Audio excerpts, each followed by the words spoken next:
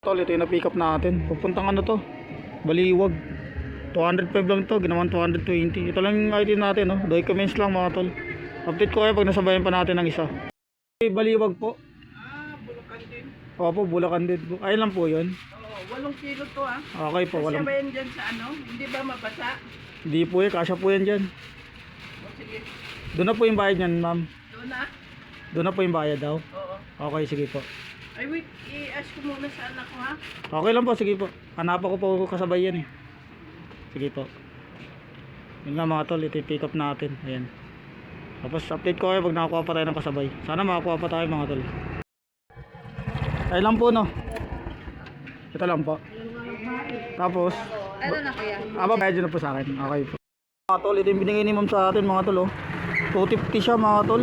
O di ba 250 ang rate nyo ano eh, ano lang eh, 238, di ba? All goods. Bali nakatatlo tayo mga tol. Pakita ko sa inyo yung mga booking natin. Yun nga mga tol, ito yung mga booking natin mga tol oh. Pakita ko sa inyo mga tol. Ito yung nakuha natin, pupuntang Baliwag mga tol. Tapos, isa nasing equipment. Yun siya mga tol oh. Siniksik ko lang doon sa may gilid. Yung may crop na yun oh. Tapos ito yung na-pick up natin ngayon. Yan. Pupuntang Pulilan to mga tol. Kaya malaki rate na yun to, 238 ata yun. Kasi ano to, naka-priority mga tol. Ito, naka-priority yan. Tapos nag-add pa si ma'am dyan ng 20 pesos.